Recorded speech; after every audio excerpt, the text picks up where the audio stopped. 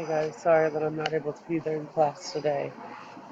So I'm going to string past my part of the presentation and give you kind of a layout of how Parkway deals with their budgeting and gathering of materials, and then kind of how they evaluate their curriculum. So we left off here, um, where following House Bill 1490, it force everybody to reevaluate all the curriculums across the board. The school had already been on a cycle. They had been on a 6 to 7 year cycle with every different department. And once that House bill got triggered, everyone got evaluated, and then they kind of got off cycle, which could cause a big issue with the budget. Um, and as Tammy and Julie kind of mentioned, they now have kind of fallen away a little bit. They're trying to get back onto a 6, 7 year cycle, but they're also trying to take into account some of the needs and expectations of the teachers. So they have a trigger response to trigger a whole scale evaluation. And these are the evaluation triggers that they include, whether there's a change in law, change in standard, noticeable change in outcomes, teacher needs, community needs. Um, when any of those are noticeably triggered, they will go through an evaluation cycle. Now, they also can go through a minor evaluation cycle as well. I'm sure they've kind of mentioned that. So that kind of rolls right into mine. So if any of these are triggered, this could, because of House Bill 1490, um, end up being a lot of needs at one time. It could be very like fiscally expensive. So how do they deal with that? Um, so first of all, Beckner reaches out pretty early and starts to develop like they have a set budget, which I'll present here in just a sec. And that set budget is kind of what they're limited to. That includes subs and all their educational material. And the coordinators kind of throw out all those big ideas all at once and share everything that they feel like they're going to potentially need. Um, Beckner then puts it all into a shared Google spreadsheet. And I wish I had a picture. This thing was beautiful. That breaks down every department into groupings like grade levels and types of material. And it creates this massive sets of bar graphs so he can kind of figure out where all of his money is going, where the biggest chunks of money and the smallest chunks of money.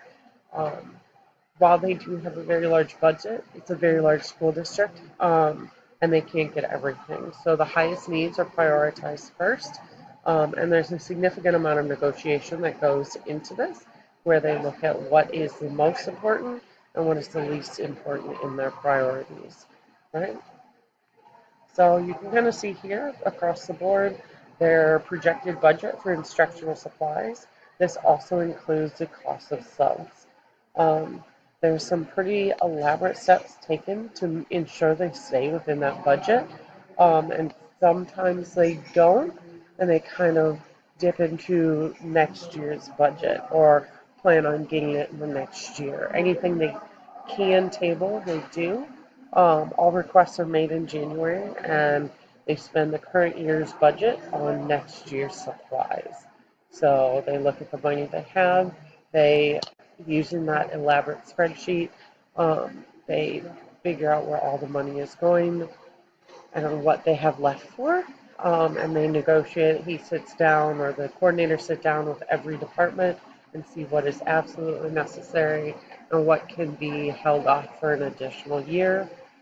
Fortunately, despite budget or House Bill 1490, they haven't come into a huge crisis of need where 3 or 4 different groupings of curriculum sets need to replace all their supplies. So there's not been a need that he hasn't been able to meet well enough to maintain a pretty good educational system.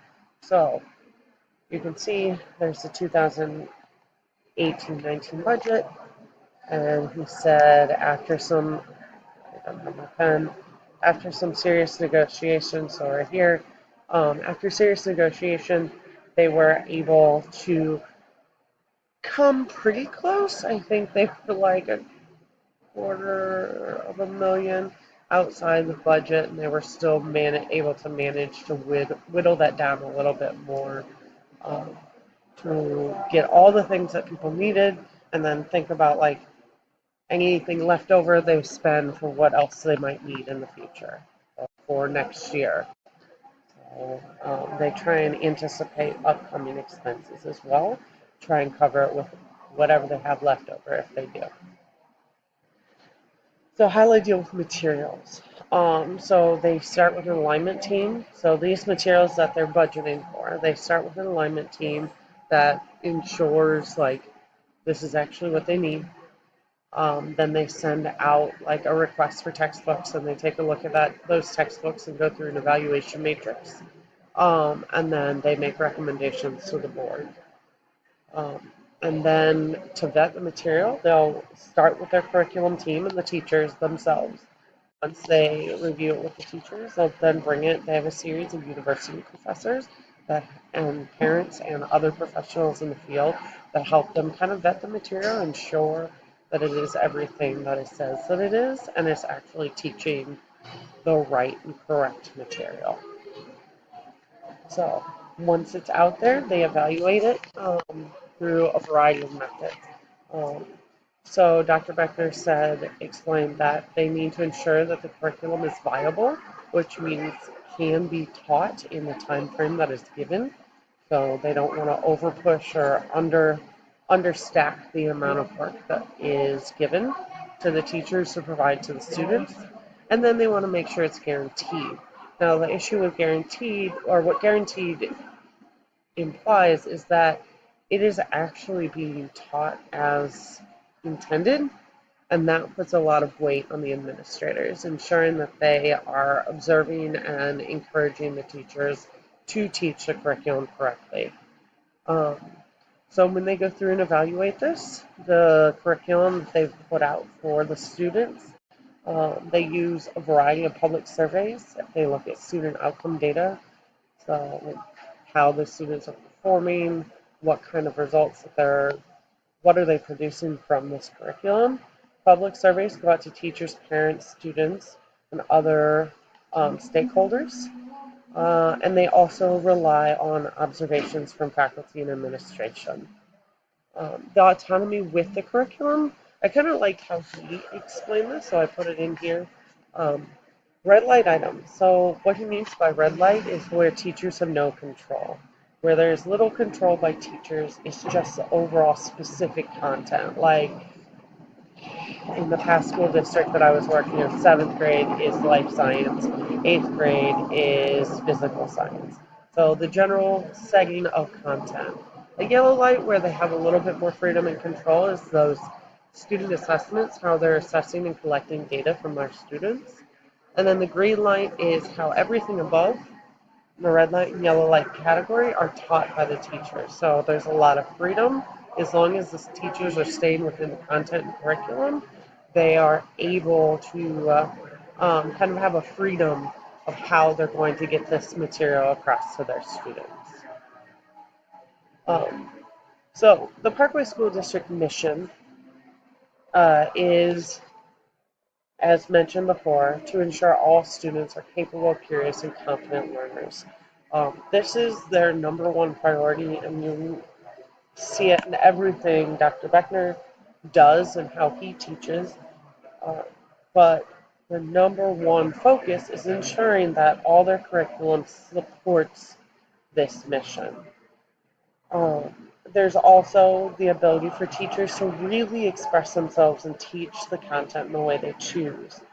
Their biggest challenge is the actual evaluation piece, ensuring that the curriculum that has been chosen is being taught. You recognize that if the principals are less aware of what the material is, it makes it harder for them to evaluate the teachers teaching it. And he noted that this is especially a struggle on the high school level just because the content gets so in depth and there's very few principals to cover all the different content areas. So that's often a big challenge. That's kind of what I got for evaluation. Thanks for listening, guys, and have a wonderful evening.